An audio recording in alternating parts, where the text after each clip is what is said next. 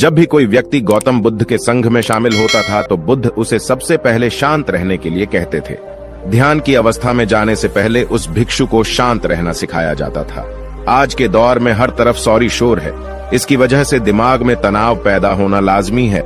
ऐसे में अगर आप हर रोज कुछ देर मौन रहने का अभ्यास करते हैं तो इससे आपके तनाव पैदा होने वाले हार्मोन के लेवल में कमी आती है। इससे आपका दिमाग शांत होता है, गुस्सा नियंत्रित रहता है और तनाव बढ़ाने वाले हार्मोन्स का लेवल घटता है। आज के इस वीडियो में हम जानेंगे कि किन मौकों पर हमें शांत रहना है और किन मौकों पर हमें बोलना है और शांत रहने से हमारे अंदर क्या बदलाव आ सकता है। दोस्तों, संध्या काल का समय था। गुरु अपने सभी शिष्यों को बुलाते हैं और कहते हैं, कल सुबह सब लोग नदी में स्नान करने के बाद तुरंत हमारी कुटिया के सामने उपस्थित हो जाना। सभी इसी से हैरान रह जाते हैं कि हम लोगों ने कुछ गलती की है क्या, लेकिन गुस्से से यह कहते हैं कि हो सकता है कि गुरुजी कल सुबह कुछ अच्छी बात बताने वाले हैं। सब लोग रात को सही समय पर सो जाते हैं और सुबह उठकर सभी लोग नदी में स्नान करने के बाद वापस गुरुजी के सामने उपस्थित हो जाते हैं। गुरु कहते हैं, आज हम तुम सबको चुप रहने के फायदे के बारे में बताऊंगा।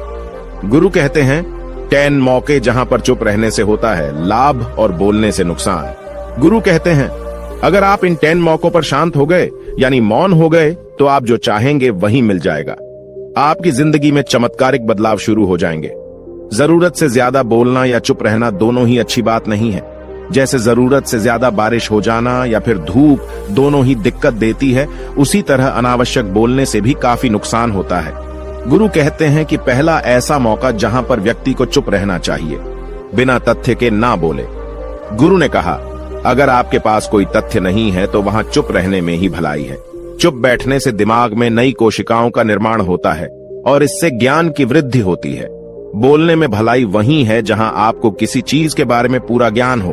अगर आप बिना तथ्य के कहीं बोलते हैं या फिर बेवजह बोलते हैं तो आपका वहां मजाक भी बन सकता है। अगर आपके पास पर्याप्त जानकारी नहीं है, ऐसी जगह पर बोलने से आपका मजाक तो बनी रहेगी, साथ ही साथ लोगों का भरोसा भी आपसे उठने लगेगा।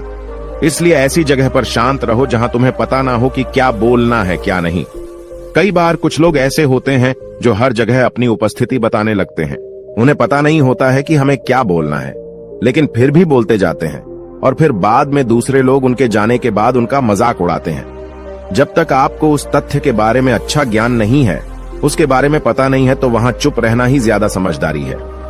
गुरु ने कहा, दूसरा ऐसा मौका जहां पर व्यक्ति को चुप रहना चाहिए। शब्दों से न पहुंचे ठेस, अगर आपके शब्द किसी को मानसिक ठेस पहुंचा रहे हैं तो वहां चुप हो जाना चाहिए। कमजोर व्यक्ति के बारे में कुछ भी बोलकर आप महान नहीं बन सकते हैं। महान आप किसी कमजोर का साथ देने में बनेंगे। कई बार होता है कुछ लोग अपने से छोटे व्यक्ति को भला बुरा कहते रहते हैं। सामने वाला इंसान तो कद से आपसे छोटा है, वह आपको कुछ नहीं बोलेगा, लेकिन आप उसकी नजरों में गिरते चले जाएंगे। हो सकता है कि कल वह भी आपसे पद में बड़ा हो जाए। पद में आपसे जब वह बड़ा हो जाएगा तो आज जो रवैया आपका उसके साथ है, आने वाले समय में वह भी आपके साथ वही करेगा। आप किसी को नीचा दिखाकर बड़ा नहीं बन सकते हैं। बड़ा बनना है तो अपने से छोटे लोगों का इज्जत भी करना सीखें और साथ ही साथ बड़े लोगों का भी सम्मान करना चाहिए। लोगों को लगता है कि अगर वह अकड़कर बोलेंगे और सामने वाले को नीचा गिराने की कोशिश करेंगे तो वह बड़े बन जाएंगे, तो यह उन सब की भूल है। बड़े होने की बजाय आप उनकी नजरों में गिरते चले जाएंगे। गुरु ने आगे कहा, इसलिए शिष्यों, तुम सब जब भी बोलना आदर भाव से बोलना ताकि तुम्हारी बात लोगों को अच्छी लगे। बोलने में भाई बहन, माता पिता, मित्र इत्यादि संबोधन शब्दों का इस्तेमाल जरूर करना। इससे तुम्हारी मान प्रतिष्ठा तो बढ़ेगी ही, साथ ही साथ लोगों की नजरों में तुम समझदार व्यक्ति बनते जाओगे। गुरु ने आगे कहा, तीसरा मौका जहां पर व्यक्ति को चुप रहने में ही भलाई है। क्रोध या घृणा करने वाले लोग, जब कोई अपना या सगा संबंधी आप पर क्रोध कर रहा हो, आपका अपमान कर रहा हो, तो आपको उस वक्त चुप रहना चाहिए ताकि सामने वाले का गुब्बारा पूरी तरह से फट जाए। आप यदि सही हैं तो उसे कतई माफीनामा गए और चुप रहकर ही सही समय का इंतजार करें। वह खुद आपसे माफी मांग लेगा जब उसे अपनी गलती का एहसास हो जाएगा। गुरु आगे कहते हैं कि अगर आपका कोई सगा संबंधी आप पर क्रोध कर रहा हो और आप उस समय शांत हैं, तो यह आदर सम्मान देने की निशानी होती है। इससे न कोई छोटा होता है और न ही बड़ा। अगर आपको क्रोध आ रहा है तो आप या तो वहां से किसी का अनादर किए बिना चले जाएं या फिर चुप रहें। क्रोध करने से आपके रिश्ते, खराब होंगे। क्रोध करने से हमेशा क्रोध करने वाले व्यक्ति का ही बुरा होता है। गुरु आगे कहते हैं कि एक बार की बात है, एक सांप जंगल से भागते हुए किसी राजा के घर में पहुंच गया। लोगों ने छेड़खानी की तो वह बहुत ही गुस्सा हो गया, जिससे घर में जो तलवार पड़ी हुई थी उसी को लपेटकर कसने लगा और धीरे धीरे उसका पूरा शरीर कट गया। ठीक उसी प्रकार हमारा गुस्सा भी हमारे शरीर को तलवार की भांति काटता रहता है। गुस्सा ध्यान से खत्म होता है प्रतिदिन। अगर आप ध्यान की मुद्रा में बैठे हैं तो आपका गुस्सा आपके नियंत्रण में रहेगा। गुरु आगे कहते हैं कि यह तरीका है कि आप प्रतिदिन ध्यान का अभ्यास करें। इससे आपके शरीर में जो हार्मोन्स गुस्से को बढ़ावा देते हैं वह सब तुम्हारे नियंत्रण में रहेंगे, जिससे शरीर गुस्से पर आसानी तुम्हारा से काबू पा लेगा। लेकिन एक तरीका यह भी है कि जब भी आपको गुस्सा आए तो आप यह समझने का प्रयास करो कि क्या मेरा गुस्सा जायज है या नहीं। हमें वहां पर बोलना चाहिए कि नहीं। जब आप खुद इस बात का आकलन लगा पाएंगे तो आपको खुद पता चल जाएगा कि हमें गुस्सा करना चाहिए या नहीं। फिर भी आपको गुस्सा आ रहा है तो आप वहां से हटने का प्रयास करें, वहां से दूर चले जाएं। धीरे धीरे समय के साथ आपका दिमाग शांत हो जाएगा। गुरु ने कहा, चौथा ऐसा मौका जहां पर इंसान को बहुत ही समझदारी के साथ काम लेना चाहिए, वहां पर आपको चुप रहना ही चाहिए, जहां पर उस मुद्दे से आपका कोई संबंध ना हो। अगर आपका किसी मुद्दे से कोई संबंध ना हो तो वहां आपका चुप रहना बनता है। बिना किसी वजह अगर आप दूसरे के मुद्दे पर बोलेंगे तो यह आपके लिए अनिष्टकारी होगा। इसमें केवल और केवल आपका ही नुकसान है। जल्द ही आप किसी दो लोगों के बीच हो रहे विवाद में जल्दी अपनी टांग न डालें। अगर सामने वाला आपको बुला रहा है अपना झगड़ा शांत करवाने के लिए तो ही आप वहां पर जाएं। किसी की व्यक्तिगत जिंदगी में दखल अंदाजी नहीं देनी चाहिए जब तक कि वह व्यक्ति आपको नहीं बुलाता है। अपने झगड़े को शांत करवाने के लिए कुछ लोग फालतू में दूसरे के विवाद में कूद पड़ते हैं। इससे उनके मान सम्मान मर्यादा पर लोग उंगली उठाने लगते हैं। गुरु कहते हैं कि 10 मौकों में 5वां ऐसा मौका जहां पर व्यक्ति को बहुत ही समझदारी के साथ चुप रहना चाहिए। आपके शब्दों से किसी मित्र को हानि न पहुंचे। अगर आपके शब्द सामने वाले के परिवार या मित्रों की प्रतिष्ठा के बारे में बुरी झलक दिखा रहे हैं तो आपको चुप रहना चाहिए। किसी के परिवार या फिर मित्र के बारे में बुरा बोलने से केवल आप ही बुरे बनेंगे। जो चीज आसानी से खत्म की जा सकती है उसे अपने शब्दों से बड़ा न करें। बिना चिल्लाए बात करने का प्रयास करते रहना चाहिए। अगर आप बिना चिल्लाए कोई बात नहीं कह सकते तो आपका चुप रहने में ही भलाई है। किसी पर चिल्लाने से आपके व्यवहार के बारे में पता चलता है। ज्यादा बोलने से चीजें हमेशा खराब ही होती हैं। कई बार कुछ रिश्ते ज्यादा तेज बोलने की वजह से टूट जाते हैं। इसलिए अपनी आवाज में मीठापन लाएं। आपके शब्दों से आपके दोस्त को हानि नहीं पहुंचनी चाहिए। कभी कभी दोस्तों के जब हम मजाक हैं तो रहे कि आपके शब्दों से किसी का अनादर ना हो। मजाक को भी हमेशा शब्दों के मायने में ही रखें। जहां किसी को शब्दों से चोट लगे वहां चुप हो जाएं। ज्यादा बोलने से हमेशा नुकसान ही होता है।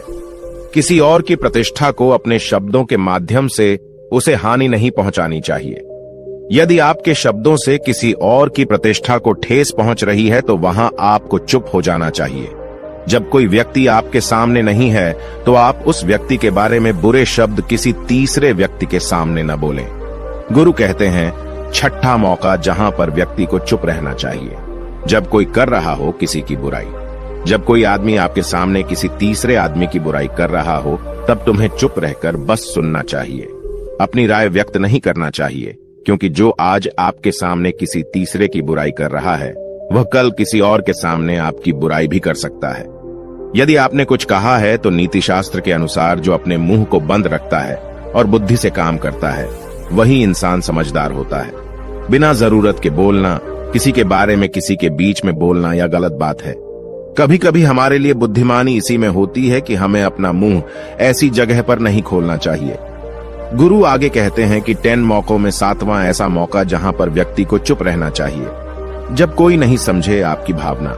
यदि आपको लग रहा है कि कोई व्यक्ति आपकी भावना, दुख या परेशानी को शब्दों में नहीं समझ रहा है, यदि आपको लग रहा है कि सामने वाला व्यक्ति आपकी भावना या दुख को या आपकी जो परेशानी है उसको वह समझ नहीं पा रहा है या समझने का प्रयास ही नहीं कर रहा है या वह आपको ध्यान से सुन ही नहीं पा रहा है, तो ऐसे व्यक्ति के सामने आप चुप ही रहें, क्योंकि ऐसे लोगों को आपकी भावना या दुख से कोई मतलब नहीं होता है।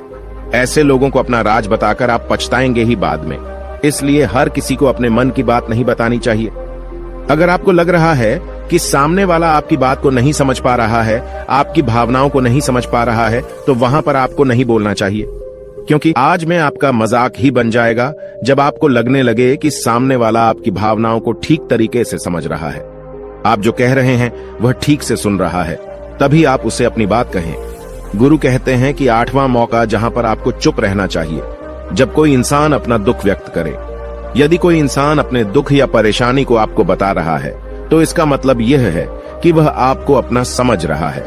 ऐसे में तुरंत ही उसे समाधान बताने के बजाय चुप रहकर उसके दुख या समस्या को सुने। उसके दुख या समस्या को किसी और को न बताएं। वह इसलिए नहीं बता रहा है कि उसकी समस्याओं का समाधान कर देंगे, बल्कि वह इसलिए भी बता रहा है कि सामने वाला उसकी बात को समझ रहा है। कई बार बताने से दुख कम हो जाते हैं। आपको अपना दुख इसलिए बता रहा होगा कि उसे लग रहा है कि आप उसकी बात को समझ रहे हैं। दुख बांटने से कम हो जाता है। इसलिए जब कोई व्यक्ति अपना दुख आपसे व्यक्त करे, तो आप चुप मारकर उसकी बात को बहुत ही ध्यान से सुनें, ताकि उसके दुख कम हो जाएं। उसके मन का बोझ हल्का हो जाए, क्योंकि उसके मन में जो भी बातें थीं, वह आपको सब बता दिया। गुरु आगे कहते हैं कि 10 जगहों में 9 ही ऐसी जगह जहां पर आपको चुप रहना चाहिए। जहां पर दुष्ट प्रकृति के लोग रह रहे हों और गाली गलौज कर रहे हों, तो आप वहां पर मत जाइए। ऐसी जगहों से आप चुपचाप निकल जाएं, अर्थात अपनी प्रतिक्रिया दिए बिना आप वहां से चले जाएं, क्योंकि जिसकी जुबान खराब होती है, जो दुष्ट प्रकृति के लोग होते हैं, उनको आप ऐसे समय में नहीं समझा सकते हैं। जब उनका दिमाग पूरी तरह से शांत हो जाए, तभी वह आपकी बात सुनेंगे। इसलिए जहां पर दुष्ट प्रकृति के लोगों आपकी बात को न मानते हों और न ही सुनते हों, तो आपको वहां पर नहीं बोलना चाहिए। गुरु कहते हैं कि 10 माह ऐसा मौका जहां पर आपको शांत हो जाना चाहिए।